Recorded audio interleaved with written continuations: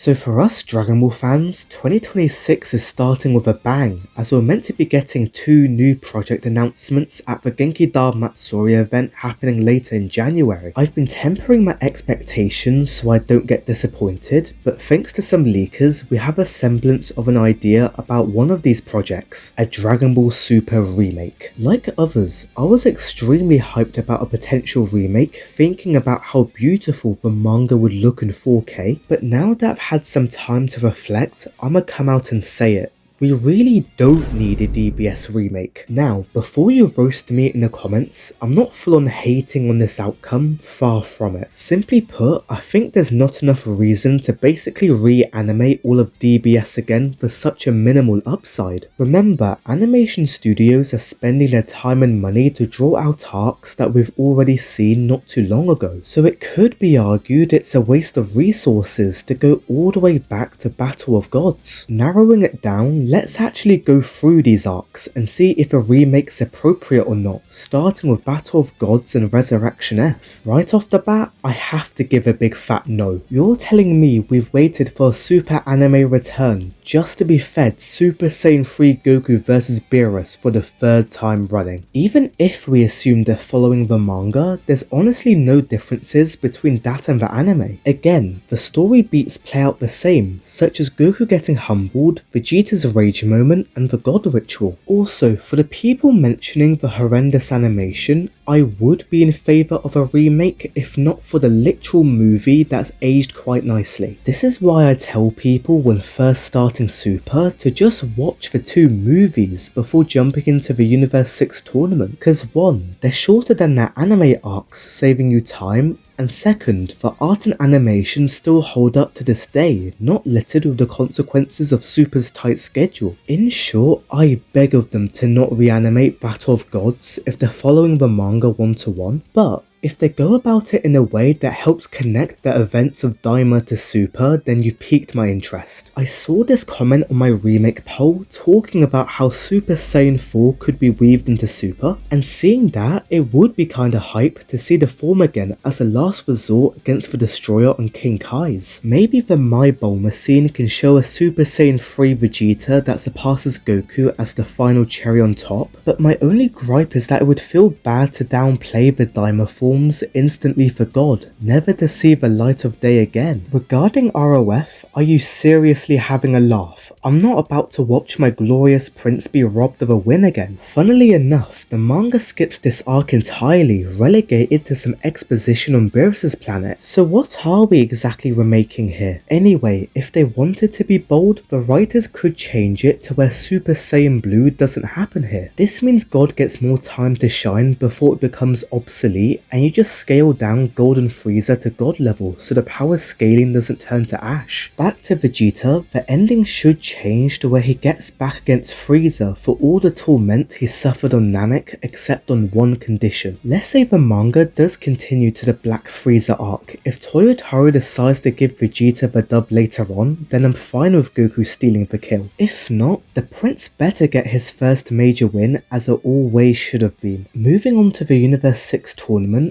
again, there's no point spending the energy to remake an arc that plays out the exact same. The sole difference is that the manga doesn't have Blue Kaioken and instead it implements the god switching technique which Goku attempted against Hit. I'd much rather keep the anime's events, cause Blue Kaioken felt way more hype as the technique hadn't been used in decades, going all the way back to the Otherworld tournament. Also, the form isn't badly written. You're combining Kaioken, a technique that wrecks the body if your ki is unstable, with Blue, a form that's optimized for perfect ki control, making for the perfect blend. Now, if ROF revolves around the god form, of course, Blue would have to be introduced here as a standalone, where you can emphasize the manga's energy leakage drawback as a problem to solve in the next arc. the Goku Black arc. Unlike the prior arcs where Remake feels pointless, this one's a bit different as it's the first time the media diverge even with the same story beats. To explain, the GOAT Toriyama wrote out a brief blueprint of this arc's main events, and it was up to both Toei and Toyotaro to fill in any gaps, which is why the two versions play out differently, though Zeno deletes the timeline in both continuities. With any adaptation, the main aim is to elevate what happens in the manga, and to best do this, I think the Goku Black remake should include a mixture of events from both media. Take this with a pinch of salt,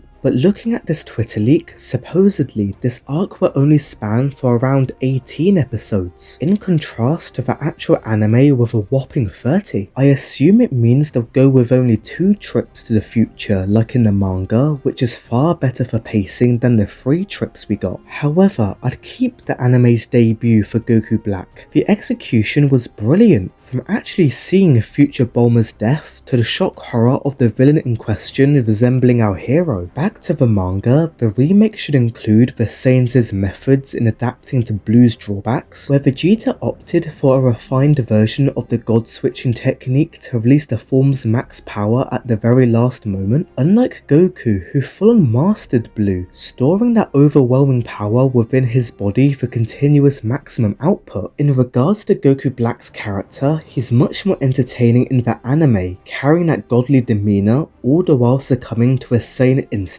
as the arc progresses. I'm sure you get the picture by now. To get the most out of this remake is by adding select ingredients from both media to ultimately create the best dish possible from the Goku Black arc. As much as you can play to their strengths though, there will always linger that feeling of unsatisfaction from that poor excuse of an ending. Now, I'm unsure how flexible the writing department can be with the blueprint Toriyama laid out, but I take almost anything to conclude the arc. Give us one of Sparking Zero's endings if you have to. I'm happy with Trunks successfully sealing Zamasu with the Mafuba, and Booming Black with the father-son Gallic gun. However, if they must insist on the deletion of his timeline, then let Trunks stay in the present and participate in the Tournament of Power just to solidify some continuity to the series. With what we currently have, the sole indication of the TOP happening after Goku Black is a second Zeno in the universe. To summarize, I'm actually on board with the Goku Black remake, especially if they combine the best bits from the anime and manga. Hopefully the ending's also changed for a more satisfying conclusion to future Trunks, but it may be wishful thinking to assume they'll deviate from Toriyama's core notes. Moving on to the Tournament of Power, I've said this a few times already, but we're back to another arc that doesn't need a remake. In my opinion, the anime's execution was so much better than the manga, especially capturing the sheer hype of Ultra Instinct. Since the anime came first, no one knew what to expect going into each episode, and it's partially because of this that Super successfully broke the internet, coupled with the sheer volume of theatres that aired Goku vs Jiro. It's literally impossible to replicate such a global phenomenon, as we now know how the tournament unfolds. Like, I don't know how true this is, but apparently the Mexican cartel love Goku so much that their crime rate reduced as the episodes came out. Anywho, my problem is that the manga's contents are just not that interesting to begin with. We have some worthy moments to adapt, like Roshi imitating UI and Goku achieving it more sensibly than in the anime, but other than that, the manga feels like an actual downgrade. A few people will express their preference towards the manga's Universe 6 Saiyans, particularly Kale, as she doesn't whine all the time, acting more calm and composed in combat, but my issue is that she never develops as a character. Once Kale turns berserk, she feels more like a plot device to speedrun the tournament by eliminating so many universes in a matter of minutes. At least anime Kale developed to understand her power better, whilst also blossoming a sense of self-worth after she realises Caulifla's her equal. There's many other examples of Toyotaro rushing this arc, such as the off-screen treatment of Goku recruiting Frieza, Toppo being thrown to the wayside stripped of his destroyer mode, and even the manner of Vegeta's elimination. No respect whatsoever, just blasted out the arena in a blink of an eye. I get he was eager to write some original content, but unfortunately it was at the detriment of the TOP. All day long I'm taking the anime version.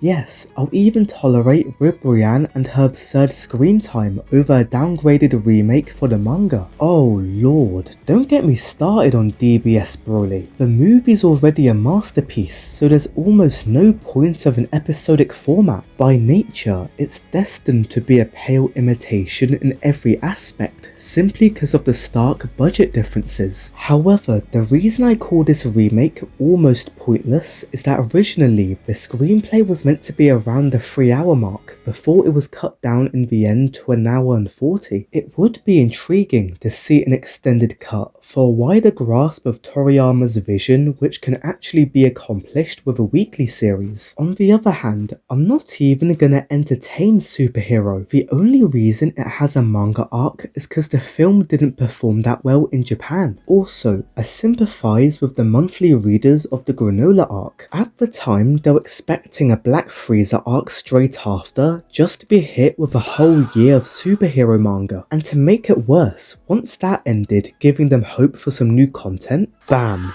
An indefinite hiatus comes around to finish the job. In short, for the movies, don't remake them. They're inevitably gonna be worse in a show format, so why bother wasting the time and money? Instead, put all those resources into animating the peak that Super has to offer.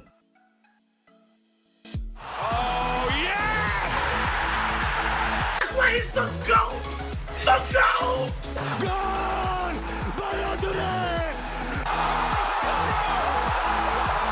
According to the leaks, we have to wait till 2028 to see these animated, but I just want these now. I was in year 8 when Super ended, and fast forward to today, I'm in the latter stages of my degree. Can you really blame me for being impatient? Anywho, to especially see Moro on the big screen would be a dream come true. I hope they captured that sense of terror from the GOAT, like his energy stealing magic, and the fact his key is a whole bunch of people screaming in pain. Don't forget Vegeta's growth on Namek regarding his remorse for those prior crimes, and the banding of all the Z fighters against Moro's henchmen. These scenes need to be given the justice they deserve. Trust me, Yamcha would get way more praise if his humbling of the convicts are animated sublimely. Out of everything in this arc, the one thing that would take the internet by storm is Goku achieving perfected Ultra Instinct. He felt like a divine force of nature, more so than the anime not screaming at the top of his lungs. And no doubt,